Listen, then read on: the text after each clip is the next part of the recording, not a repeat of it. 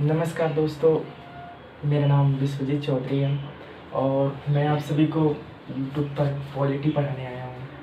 आज मेरे यूट्यूब पर पहला क्लासेस है और मैं पहली बार भी पढ़ाने जा रहा हूँ और मैं एक स्टूडेंट हूँ। अभी मैंने ग्रेजुएशन कंप्लीट नहीं किया है, अभी मैं ग्रेजुएशन कर रहा हूँ और बीए से मैं ग्रेजुएशन कर रहा हूँ।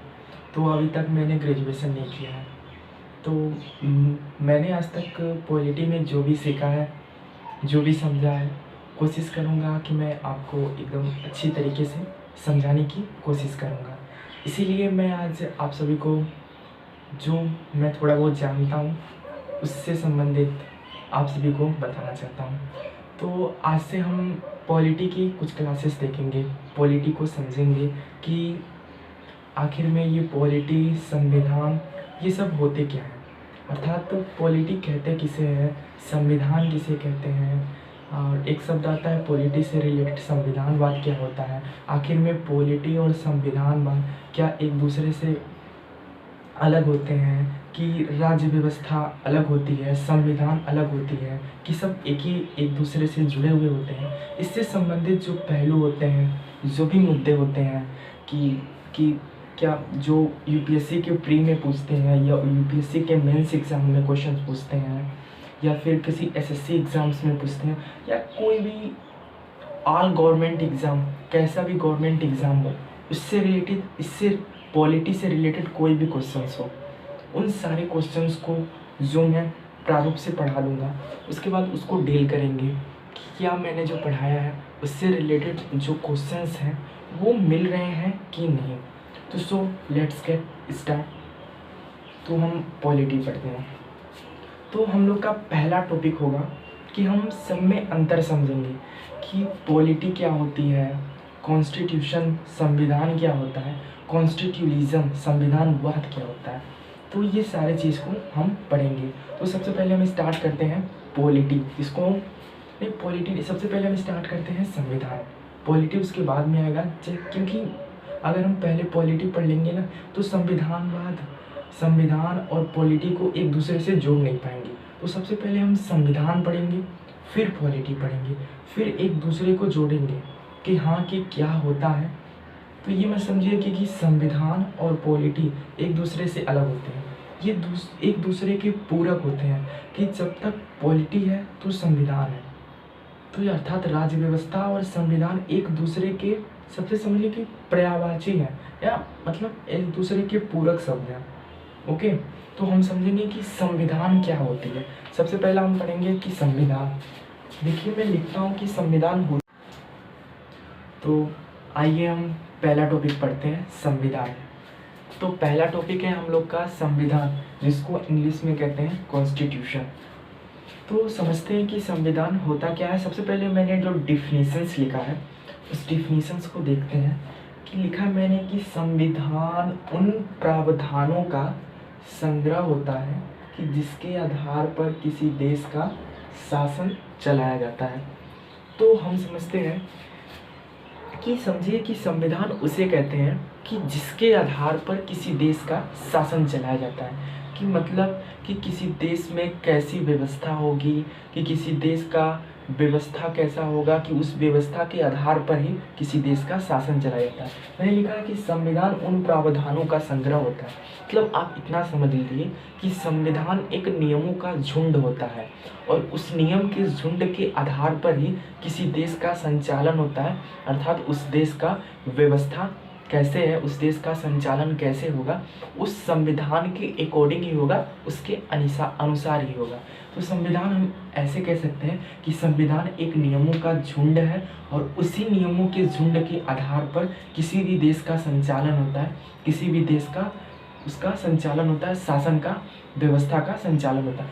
शासन का मतलब हम समझते हैं, शासन का मतलब लिखा है मैंने राजनीतिक व्यवस्था, कानूनी व्यवस्था, शिक्षा व्यवस्था, अर्थव्यवस्था, उसकी नीति व्यवस्था, कि कानून कोई नीति लागू करता है तो उसकी क्या व्यवस्था। मैंने लिखा कि राजनीतिक व्यवस्था। तो समझते हैं कि राजनीतिक व्यवस्था, कानूनी व्यवस्था, शिक्षा व्यवस्था और अर्थव्यवस्था, इसका मतलब क्या है। कि जैसे समझ लीजिए कि राजनीतिक व्यवस्था का कि मतलब चुनाव होता है, उसका चुनाव के बाद क्या होता है, प्रधानमंत्री स्थापित होते हैं, अप्रत्यक्ष रूप से चुनाव राष्ट्रपति का होता है, ग्राम पंचायत आदि का चुनाव के द्वारा ही होता है। तो इस चुनाव का प्रारूप है वो भी संविधान में वर्णित है। अर्थात संविधान में राजनीतिक व्यवस्था भी वर्णित है, शिक्षा व्यवस्था भी वर्णित है कि मतलब शिक्षा का प्रारूप क्या होगा, शिक्षा कैसे होगी, शिक्षा का संचालन कैसे होगा, वो भी संविधान में वर्णित है। और फिर देखा है कानूनी व्यवस्था कि कानून अपने नागरिकों के प्रति कैसा व्यवहार करेगा, कि जो कानून का जो संचालन कर रहा है वो अपने नागरिकों के प्रति कैसा व्यवहार करेगा, उसका व्यवहार अपने नागरिकों में कैसा होगा, वो क्या प्रत्येक नागरिक के साथ सम्मान न्याय करेगा, कि क्या उच्च वर्ग और निम्न वर्ग में अर्थात जाति का भेदभाव करेगा, वो सारे चीज संविधान में वर्णित है।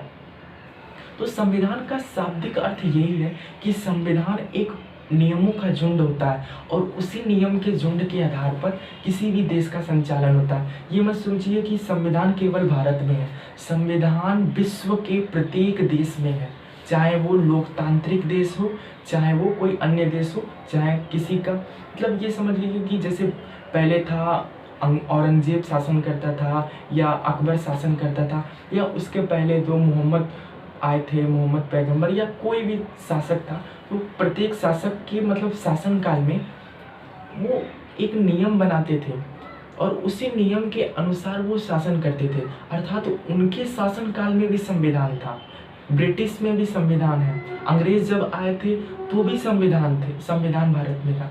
अर्थात संविधान भारत में या किसी भी मतलब इतना समझिए कि संविधान क्या होता है कि संविधान नियमों का समूह होता है और उसी नियमों के समूह के आधार पर किसी भी देश का संचालन होता है, किसी भी देश में शासन का प्रक्रिया होती है, शासन को संपन्न किया जाता है। तो ये होता है संविधान। तो एक बार और देखते हैं संविधान। मैंने लिखा है डिफिनीशन, संविधान उन प्रावधानों का संग्रह होता है कि जिसके आधार पर किसी देश का संचालन होता है, शासन होता है, कि शासन का प्रारूप क्या होगा, शासन के अंतर्गत उसकी राजनीतिक व्यवस्था क्या होगी, उसकी कानूनी व्यवस्था क्या होगी, उसकी शिक्षा व्यवस्था क्या होगी, उसकी आर्थिक व्यवस्था क्या होगी, उसमें उसका देश का अर्थव्यवस्था क्या होगा, उसमें नीति जो संसद बनाएगी या कोई अन्य नीति बनाएगी वो नीति किस प्रारूप पे होगा, ये सारे चीज़ का वर्णन जो है ना वो संविधान में किया गया है। आगे हम संविधान को पढ़ेंगे। और अगला नेक्स्ट टॉपिक है संविधान से संबंधित, संविधान से एकदम मिलता जुलता एक टॉपिक है संविधानवाद। पर ध्यान में रखिए कि संविधान और संविधानवाद क्या एक है, क्या अलग है, अलग अलग है तो उनमें क्या भिन्नता है, उन भिन्नता को जानने का बहुत अनिवार्य है। मतलब समझ लीजिए कि उससे रिलेटेड आए दिन मतलब किसी ना किसी एग्ज़ाम में अगर पॉलिटी उसमें आता है तो संविधान और संविधानवाद से रिलेटेड क्वेश्चन ज़रूर पूछता है ये। तो आइए हम आगे देखते हैं कि संविधान और संविधानवाद क्या अलग है कि एक है, अगर एक है तो किस प्रकार है और अलग है तो किस प्रकार है। तो आगे देखते हैं हम संविधानवाद क्या होते हैं।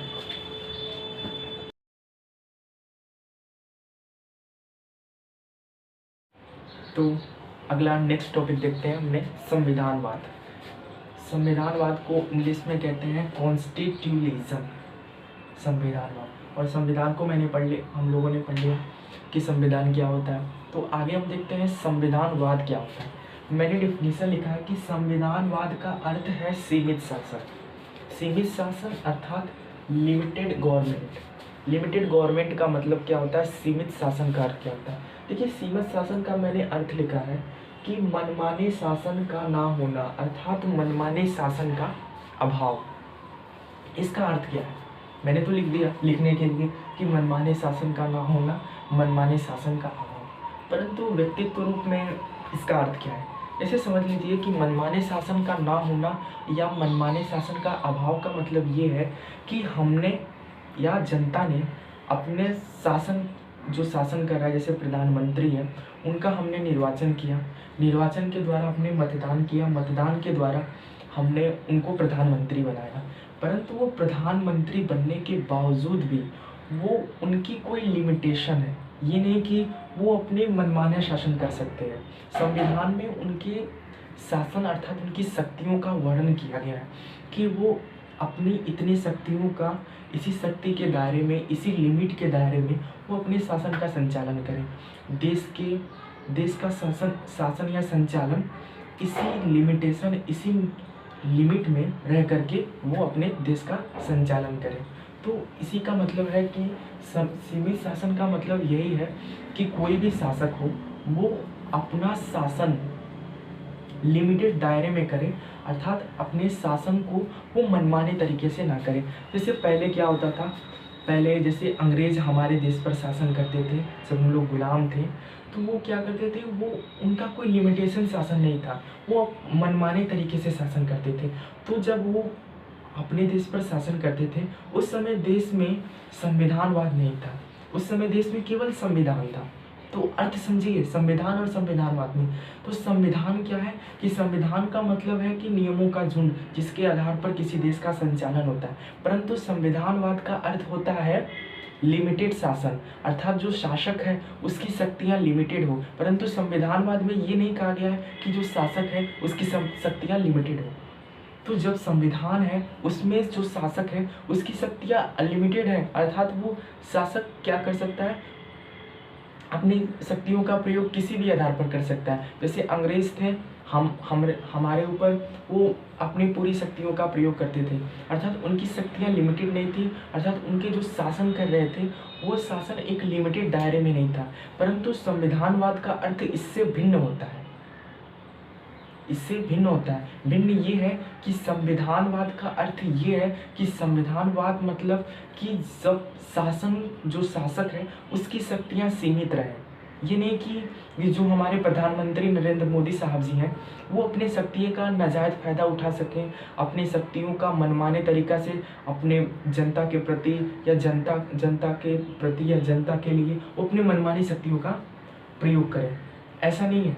तो संविधान, अपना भारत क्या है, एक संविधानवाद देश है, अर्थात अपने भारत में संविधान भी है, संविधानवाद भी है। तो आई होप आपको समझ में आया होगा कि संविधान क्या होता है और संविधानवाद क्या होता है। एक बार मैं बता देता हूँ कि संविधान क्या है और संविधानवाद क्या है। तो देखिए, संविधान की एक नियमों का झुंड होता है कि किसी देश का, कि उसके आधार पर किसी देश का संचालन होता है, अर्थात देश का शासन चलाया जाता है। तो शासन का मतलब मैंने बताया ही कि उसकी राजनीतिक व्यवस्था क्या होगी, उसकी कानूनी व्यवस्था क्या होगी, उसकी शिक्षा व्यवस्था क्या होगी, इत्यादि चीज़ वो संविधान में है।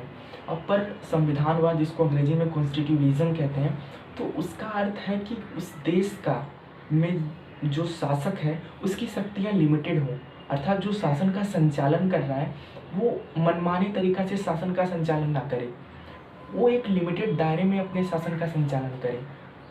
तो इसी के आधार पर हम कह सकते हैं कि संविधान और संविधानवाद एक दूसरे के लिए पूरक हैं, एक दूसरे के प्रायः एक दूसरे से जुड़े हुए हैं, परंतु भिन्न हैं। भिन्न यही है कि संविधान प्रत्येक देश में, अर्थात इससे एक क्वेश्चन पे उठ जाता है, वो क्वेश्चन ये उठता है कि याद रखिए कि किसी भी देश में, जैसे मान लीजिए कि किसी देश में संविधान हो सकता है, प्रत्येक देश में संविधान हो सकता है, परंतु ऐसा अनिवार्य नहीं है कि जिस देश में संविधान है उस देश में संविधानवाद भी हो। मैंने क्या कहा, ध्यान से सुनिए कि ये प्रायः अनिवार्य नहीं है कि जिस देश में, एकदम ध्यान से सुनिएगा मैं बोल क्या रहा हूँ, कि यह प्रायः अनिवार्य नहीं है कि जिस देश में संविधान है उस देश में संविधानवाद भी हो। समझें कि जिस देश में संविधान हो उस देश में संविधानवाद भी हो। तो अर्थात संविधानवाद वहाँ होगा कि जहाँ पर शासक का एक लिमिट होगा, कि जो शासक जो अपने देश का संचालन कर रहा है वो एक लिमिटेड दायरे में करे। जैसे कि भारत, यहाँ पर संविधान भी है और संविधानवाद भी है। जैसे कि सऊदी अरब देख रहे हैं, तो सऊदी अरब में ऐसा नहीं है। जैसे इतना याद रखिएगा कि संविधान जो होता है वहाँ पर लोकतंत्र होता है, जहाँ पर भी संविधानवाद होता है वहाँ पर लोकतंत्र होता है। याद रखिएगा, लोकतंत्र, दैट इज़ द मीन्स, मतलब लोकतंत्र, एकदम समझ लीजिए कि इतना जान लीजिए कि जहाँ पर संविधानवाद है वहाँ पर लोकतंत्र है, अर्थात जहाँ पर लोकतंत्र है वहीं पर संविधानवाद होगा। तो कई लोगों को लोकतंत्र ना समझ में आए तो मैं लोकतंत्र का मतलब बता देता हूँ।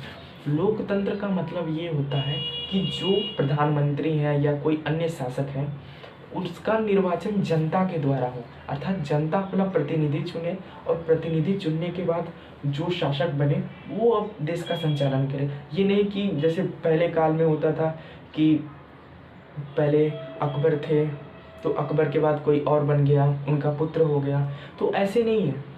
तो जैसे प्रधानमंत्री हैं, अगर प्रधानमंत्री का अगर कोई पुत्र हो, इस समय तो कोई पुत्र नहीं है जो प्रधानमंत्री हैं, अगर प्रधानमंत्री का कोई पुत्र हो तो ये नहीं कि प्रधानमंत्री का जो पुत्र है उनके बाद उनका पुत्र ही शासक बनेगा, ऐसा नहीं है।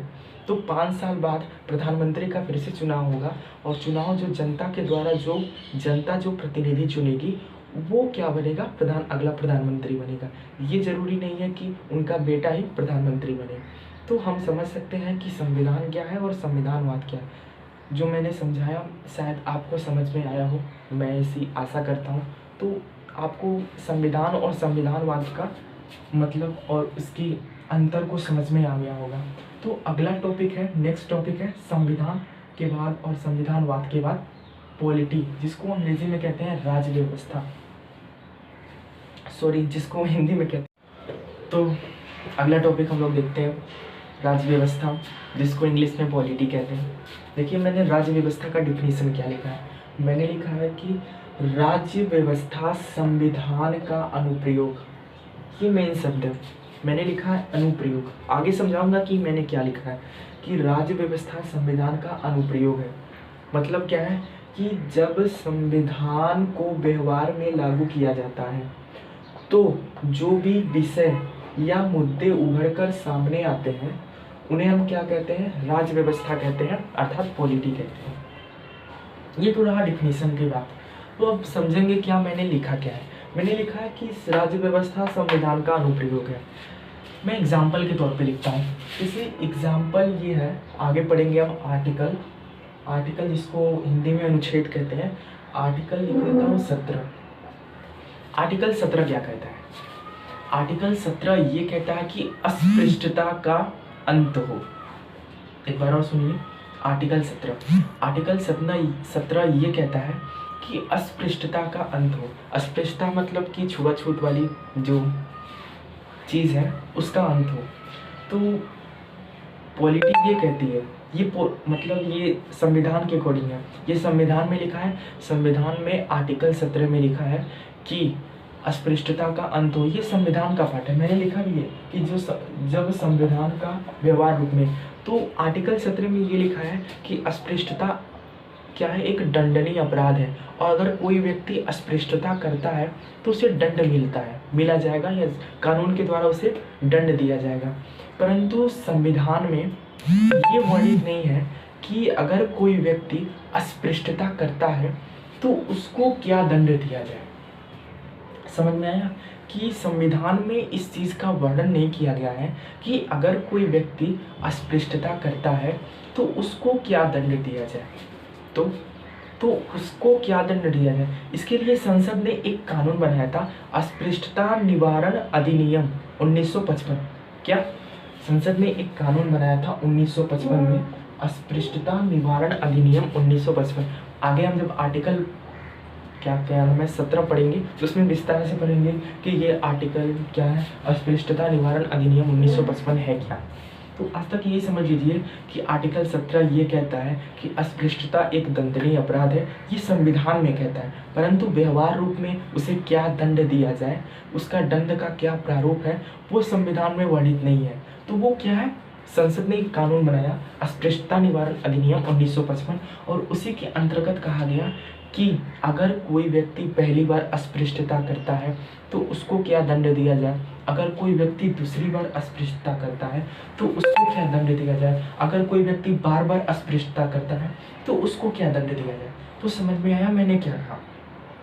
मैंने ये कहा कि जो पॉलिटी है वो अनुप्रयोग है संविधान का। संविधान का अनुप्रयोग का मतलब है कि जब संविधान को, जैसे संविधान में आर्टिकल 17 में ये कहता है कि अस्पृश्यता एक दंडनीय अपराध है और जो अस्पृश्यता करेगा उसको दंड मिलेगा। तो क्या दंड मिलेगा ये संविधान में वर्णित नहीं है, परंतु वो दंड का प्रारूप राज्य व्यवस्था अर्थात पॉलिटी में वर्णित है। संसद ने एक कानून बनाया अस्पृश्यता निवारण अधिनियम 1955 और उसके अंतर्गत यह वर्णित है कि अगर कोई व्यक्ति अस्पृश्यता करता है तो उसे क्या दंड मिलता है। तो आई होप आपको संविधान, संविधानवाद, पॉलिटी, इन तीनों में समानता, भिन्नता और इन तीनों का अर्थ एकदम अच्छे से समझ में आया होगा। तो मैंने जो कोशिश किया है, जो भी समझाने की कोशिश किया है, अगर आप लोगों को अच्छा लगा हो तो चैनल को, ये तो हर कोई कहता है कि चैनल को सब्सक्राइब कर दीजिए, लाइक कर दीजिए और शेयर कर दीजिए। और जो भी जिस व्यक्ति को भी पॉलिटी की ज़रूरत है उसको ये वीडियो शेयर कर दीजिए। अभी छोटे बोल हैं, क्या नाम है, अच्छा कैमरा नहीं है, तो शायद मैं जो पढ़ा रहा हूँ उतने अच्छे से ना समझ में आता हो, तो कोशिश कीजिए